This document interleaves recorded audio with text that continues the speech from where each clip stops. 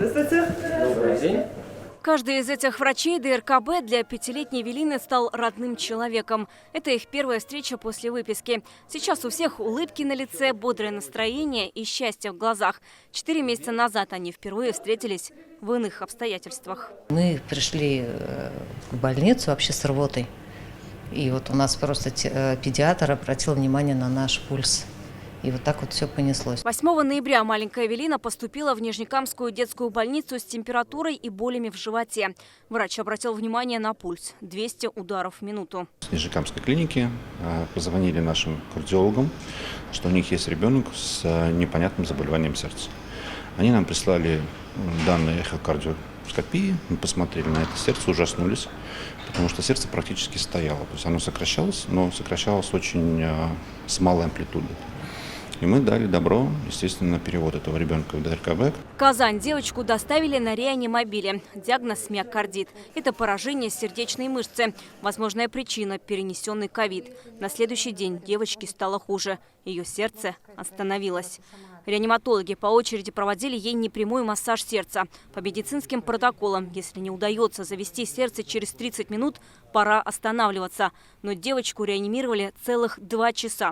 Уникальность в том, что во время непрямого массажа сердца малышку перевели на аппарат ЭКМО, который насыщает кровь кислородом и возвращает ее в организм. Непрямой массаж сердца продолжался 5-6 секунд. После этого кардиохирургам следовала команда «Стоп». Реаниматолог останавливался. В эти несколько секунд проводился разрез, выделение сосудов и так далее. И дальше продолжались сами реанимационные мероприятия. И вот это длилось в течение часа. То есть мы подключались в течение часа. То есть это было качаем, качаем, качаем, стоп. Качаем, качаем, качаем, стоп. Так девочки спасли жизнь. Но после 2 часов реанимации есть большая вероятность повреждения нервной системы. КТ показала, головной мозг не пострадал. Настоящее чудо. Через 3 суток разбудили ребенка, увидели, что она находится в ясном сознании. И это было, конечно, достаточно чудесным ощущением для нас, потому что неожиданно... мы впервые были в этой истории. Дальше нужна была трансплантация желудочка сердца. Операцию делают только в Москве. Но как транспортировать девочку, которая на аппарате ЭКМО? Любое неправильное движение, и жизнь малышки может снова оборваться. Только один перенос ребенка с кровати на каталку занял час.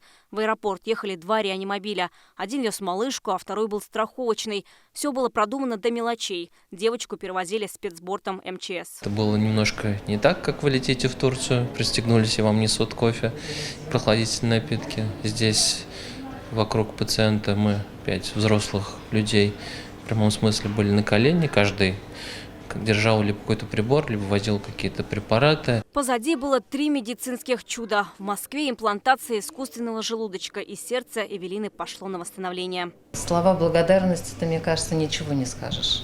Для таких врачей это просто, мне кажется, они работают на своем месте. Но вот не каждый врач пойдет на такое. Сегодня какая-то эйфория, счастье. Осознание того, что все сложности уже позади, все эти переживания остались в прошлом. Дальше Эвелину ждет реабилитация. Встречи с врачами еще будут, но только чтобы удостовериться, что все хорошо. Малышка хочет вернуться в садик, а через год пойдет в школу. А еще мечтает о нем. Вероника Гайнудинова, Игорь Романов, ТНВ, Казань. Закажи рекламу на ТНВ. Телефон в Казани 5 705 100.